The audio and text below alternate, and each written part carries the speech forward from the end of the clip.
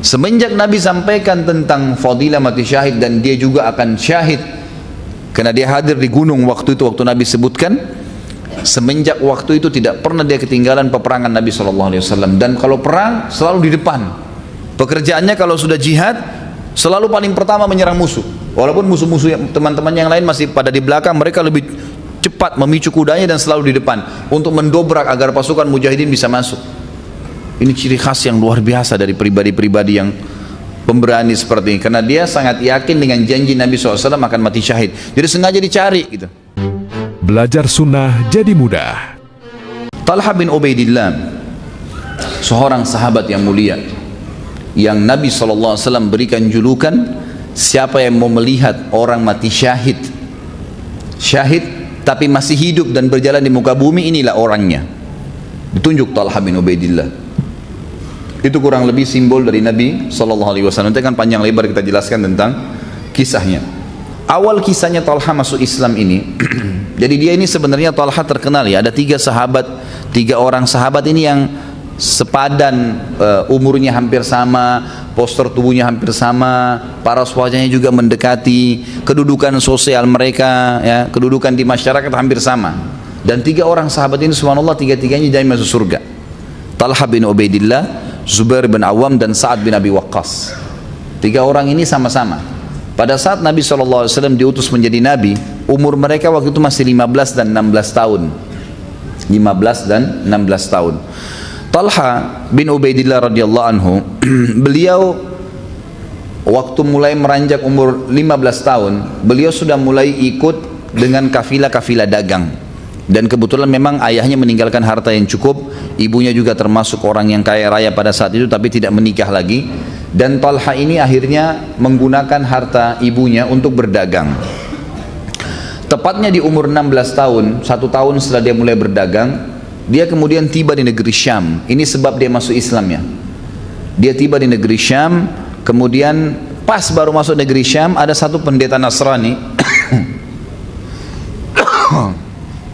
yang pada saat itu memang sedang mengincar dan mencari tahu tentang kafilah-kafilah dari tanah haram, wilayah Mekah secara khusus. Waktu itu dikenal tanah haram cuma Mekah, Madinah belum ditahu. Maka pendeta ini pun berdiri di depan kafilah-kafilah yang masuk ke negeri Syam, karena memang ada satu pintu yang mereka selalu masuk untuk belanja dagangan di Syam lalu mereka bawa ke Mekah. Setiap ada kafilah masuk, pendeta ini berdiri di depan pintu mengatakan, siapa di antara kalian, di antara penghuni atau peserta daripada kafilah ini yang berasal dari tanah haram. Talha kebetulan dengan kelompoknya itu dari Mekah. Talha yang menyaut mengatakan, kami dari negara atau wilayah haram, dari Mekah. Kata pendeta tersebut, apakah sudah keluar di tempat kalian, di kota kalian, Ahmad bin Abdillah? Lalu berkata si Talha, Ahmad yang mana? Ahmad ada di Mekah ada beberapa orang yang menggunakan nama itu. Lalu kata dia, Ahmad bin Abdillah bin Abdul Muttalib, karena dalam Injil disebutkan namanya Ahmad, gitu kan? Namanya disebutkan Ahmad, sebagaimana tadi saya sudah jelaskan Nabi SAW punya 5 buah nama, Ahmad dan Muhammad dan seterusnya. Lalu kata Talha, iya. Dia tidak bilang Ahmad, dia cuma bilang, Talha mengatakan, kenapa? Kata pendeta tersebut, akan keluar dari wilayah kalian kota haram itu seseorang yang bernama Ahmad bin Abdillah bin Abdul Muttalib, Nabi terakhir. Kalau kalian sudah mendengarkan dia keluar, maka segeralah menjadi pengikutnya, karena dia adalah Nabi yang terakhir. Dia penutup para Nabi. Dan nanti dia akan dikeluarkan oleh kaumnya dari wilayah haram dan dia akan hijrah ke sebuah kota, tapi di riwayat ini tidak disebutkan Madinah ya, ke sebuah kota yang kota tersebut penuh dengan pohon kurma serta subur, banyak air dan juga ada garamnya, dan dipenuhi di kiri kanannya, barat dan timurnya dengan batu-batu hitam. Itulah kota Madinah. Maka segeralah jadi pengikutnya. Talha bin Ubaidillah, perhatikan kejelian seseorang dalam menangkap informasi penting. Ini penting ya. Ada orang subhanallah begitu ada informasi ini langsung dia segera di sini akan terjadi badai, sudah pasti informasinya sudah, dia harus berhati-hati. Ada orang enggak, anggap remeh, nggak apa-apalah gitu. Enggak, kejelian dalam menangkap informasi penting. Penting ya, ini penting sekali. Kalau beritanya penting segera, apalagi kalau itu informasi yang benar dari agama kita. Dengarkan azan, informasi panggilan sholat, nggak usah kerjakan yang lain, selesai. Saya ini kebenaran, saya harus datangin, kerjain, tinggalkan semuanya, gitu kan. Dia tangkap informasi ini dari pendeta tersebut, dan pendeta itu terkenal ya pada zaman itu adalah orang-orang yang dekat dengan Allah Subhanahu wa taala. Dan mereka tahu itu, ini agama Nasrani yang patuh kepada Allah, nabinya mereka Nabi Isa. Lalu Talha pun berkata, informasi itu berbekas pada hati saya, maka saya pun akhirnya kembali ke Mekah, tidak jadi dagang. Saya kembali sendirian meninggalkan kafilah tersebut, lalu kemudian saya kembali, lalu saya tanya keluarga saya, karena perjalanan dari Mekah ke negeri Syam memakan waktu, gitu kan. Itu bisa ditempuh kurang lebih sebulan perjalanan. Maka dia pulang segera, jadi sudah 2 bulan nih, sebulan pergi sebulan pulang. Lalu dia tanya keluarganya, apakah ada terjadi sesuatu di Mekah pada saat saya pergi ke negeri Syam? Kata keluarganya, ya tidak disebutkan siapa, tapi dalam riwayat dikatakan, kata keluarganya ada, telah mengaku sebagai Nabi Allah Muhammad bin Abdullah bin Abdul Muttalib. Kata Talha, apakah dia punya nama lain selain Muhammad? Kata keluarganya, dikenal dengan nama Ahmad. Maka kata Talha, apakah sudah ada yang mengikuti dia? Orang-orang Mekah sudah tahu. Yang pertama beriman kepada dia adalah sahabat dekatnya Abu Bakar bin Abi Quhafa. Yang nama itu namanya Abdullah ya, dikenal dengan Abu Bakar. Maka dia pun, Talha berkata, saya tahu Abu Bakar, dia adalah seorang pedagang yang baik. Dan Abu Bakar ini sebelum masuk Islam punya majelis, ya, punya kayak semacam, kalau kita sekarang katakan sekarang pengajian ya, tapi dia bukan pengajian, dia khusus untuk membahas nasabnya orang-orang Arab. Abu Bakar adalah orang yang paling menguasai nasab orang-orang Arab. Jadi kalau ada yang mau tahu nasabnya dari suku ini dari mana asalnya, dari Abu Bakar semua. Dan orang-orang, kata Talha, menyukai majlisnya karena dia adalah orang yang paling mahir dalam nasab orang-orang Arab. Dia orang yang jujur, orang yang lembut, orang yang baik. Maka tidak mungkin Abu Bakar beriman kepada orang yang salah. Dia pun segera mendatangi Abu Bakar lalu bertanya, oh ya Abu Bakar, betulkah Muhammad bin Abdullah nama lainnya Ahmad dan sudah mengaku sebagai Nabi? Kata Abu Bakar, iya betul. Dan apakah kamu sudah beriman padanya? Dia bilang iya. Kalau begitu bawa saya kepadanya, saya ingin beriman juga.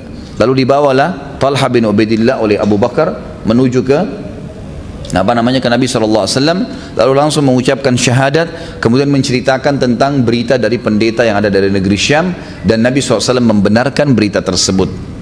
Semenjak itu Talha masuk Islam. Kemudian sekarang kita masuk ke, seperti biasa, manaqibnya, kelebihan sahabat. Dan ini selalu menjadi inti bahasan sebenarnya, kita ambil pelajaran dari kehidupan beliau. Yang pertama adalah beliau telah mendapat gelar mati syahid dari Nabi SAW, dan ini di buku antum ada ini. Kalau yang pegang bukunya, ini ada. Mendapatkan gelar syahid, dan itu ada di halaman 403 kalau yang pegang bukunya. Dan ini sama dengan hadis yang pernah kita sebutkan di pertemuan yang lalu dari Abu Bakar, Umar, Uthman, Ali. Sudah sering kita sebutkan hadis ini, dan juga hadis ini di dalamnya Talha, juga nanti kita bahas bulan depan Zubair. Insya Allah setelahnya kita akan bahas Sa'ad bin Abi Waqqas. Ini semuanya masuk dalam sabda Nabi ini. Waktu Nabi SAW berada di Gunung Hira, beliau sempat mengatakan waktu itu goncang, uskun Hira, fama alaika illa nabiyyun aw siddiqun aw syahid. Tenanglah wahai Hira, karena di atasmu hanya seorang nabi, siddiq, dan orang-orang yang akan mati syahid. Waktu itu di atas gunung ada Nabi, ada Siddiq dikenal dengan Abu Bakar, kemudian ada Umar, Uthman, Ali, Talha, Zubair, dan Sa'ad bin Abi Waqqas. Berarti semuanya dapat julukan syahid. Semenjak mendengar hadis tersebut, Talha bin Ubaidillah semangat luar biasa. Ini yang saya bilang tadi ya, ciri khasnya sahabat nih. Semenjak Nabi sampaikan tentang fadilah mati syahid dan dia juga akan syahid karena dia hadir di gunung waktu itu, waktu Nabi sebutkan, semenjak waktu itu tidak pernah dia ketinggalan peperangan Nabi SAW, dan kalau perang selalu di depan. Talha dan Zubair ini dua ciri khasnya luar biasa, nanti kita bahas itu luar biasa dalam peperangan. Pengorbanannya luar biasa. Kalau begitu takbir jihad, mereka berdua paling pertama. Sampai nanti kita pelajari masalah Zubair bin Awam. Saya waktu baca hampir netesin air mata, bagaimana luar biasanya. Dia bertemu dengan pasukan Romawi 250.000 sendirian. Dia masuk mendobrak pasukan tersebut terus sampai ke ujung, baru dia kembali lagi sendirian. Itu luar biasa. Dan Talha bin Ubaidillah ini teman dekatnya dia, dan selalu begitu mereka berdua ini. Pekerjaannya kalau sudah jihad selalu paling pertama menyerang musuh. Walaupun musuh-musuh teman-teman yang lain masih pada di belakang, mereka lebih cepat memicu kudanya dan selalu di depan untuk mendobrak agar pasukan mujahidin bisa masuk. Ini ciri khas yang luar biasa dari pribadi-pribadi yang pemberani seperti ini, karena dia sangat yakin dengan janji Nabi SAW akan mati syahid. Jadi sengaja dicari gitu, sengaja dicari. Bedakan sama kita, subhanallah, dengar jihad masuk di bawah kolom, atau pura-pura tidak dengar, ganti beritanya kalau masalah jihad gitu. Padahal jelas-jelas mati syahid, masuk surga tanpa hisab, nggak dicuci lagi badannya, nggak dimandiin, nggak dibersihin kotoran, dikubur dengan pakaiannya. Tidak ada fitnah kubur, nggak ada mungkar nakir tanya siapa Tuhanmu, nggak ada lagi, nggak ada fitnah kubur. Hubungannya di taman surga. Dibangkitkan hari kiamat, keluar dari darah yang menetes lebih wangi dari bau kasturi. Nggak ada lagi timbangan amal, nggak ada lagi timbangan amal hari kiamat, sudah nggak ada. Orang sibuk ditimbang amalnya, ketakutan, nggak ada ini. Mujahidin tidak ada, syahid tidak ada. Kemudian juga bisa memberikan 70 syafaat keluarganya, tinggal tunjuk kamu ikut saya. Yang penting muslim, masuk surga. Ahli maksiat itu juga ulama mengatakan walaupun ahli maksiat, selama dia tidak ada indikasi kekufurannya, kalau keluarganya syahid menunjuk, Allah ikram, hormati yang mati syahid untuk menunjuk dia. Sampai para sahabat kalau mau masuk medan perang saling mewasiatkan, kalau kau mati duluan jangan lupa saya. Gitu. Dia juga bilang, kalau saya mati duluan saya akan tunjuk kamu salah satu dari 70. Bayangkan tuh, saling mewasiatkan mereka. Mau mati syahid, nggak sembunyi di bawah kolom. Itu luar biasa. Dan mereka masuk surga tanpa hisab, serta masuk surga tertinggi Firdaus, gitu kan, bersama dengan para nabi-nabi. Mereka tahu itu.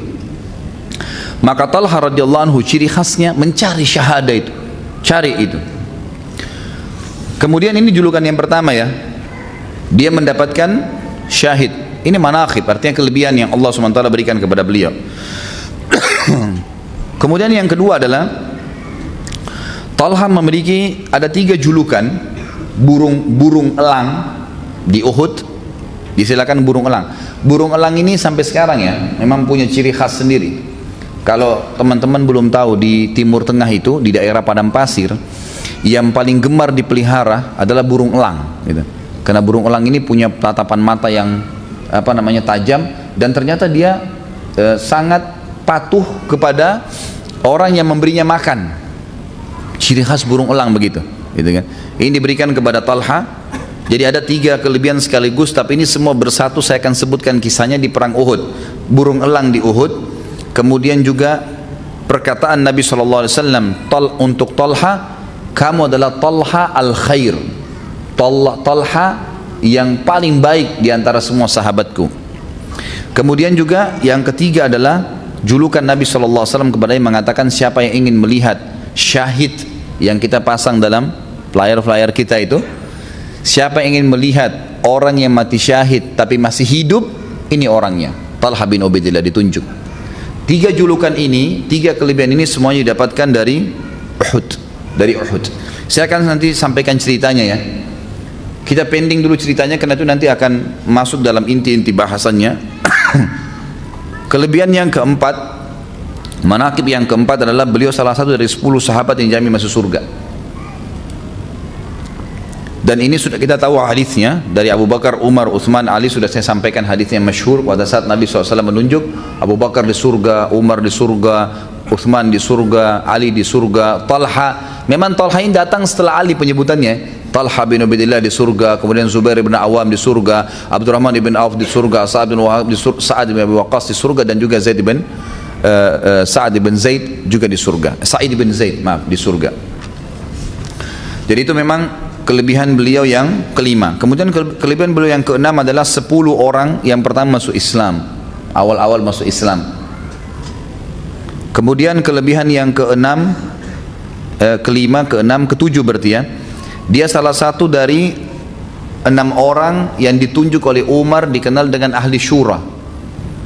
Ingat waktu kisah Umar ya, waktu Umar ditusuk oleh Abu Lu'lu', kemudian beliau takut mati, tidak ada khalifah penggantinya, maka beliau mengumpulkan 6 orang yang tersisa masih hidup dari yang dijamin masuk surga oleh Nabi SAW.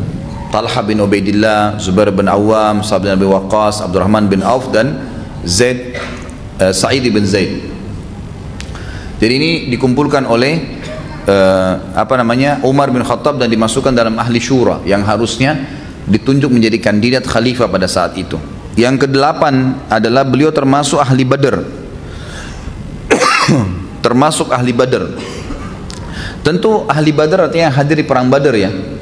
Kita sudah, kalau teman-teman ikutin di ceramah saya tentang sirah, Badar ini adalah peperangan pertama Nabi SAW yang besar. Walaupun Badar ada 3, ada Badar awal, ada Badar tengah, dan ada Badar akhir. Badar awal itu adalah peperangan kecil di sekitar Badar, ya, lokasi pada saat ingin disergap pasukan Quraisy, kafilah Quraisy.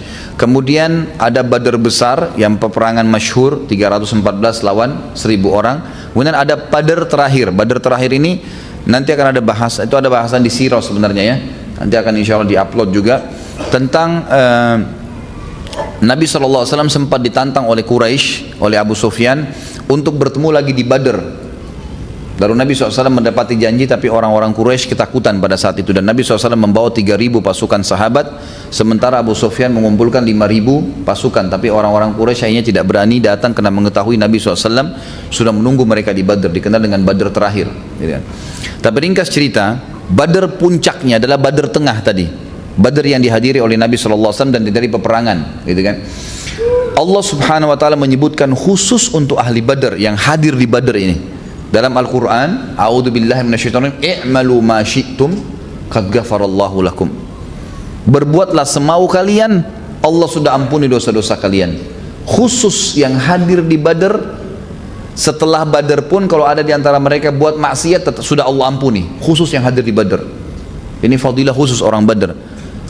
Sampai pernah ada sahabat, saya lupa namanya ya, tapi pernah hadir di Badar waktu itu.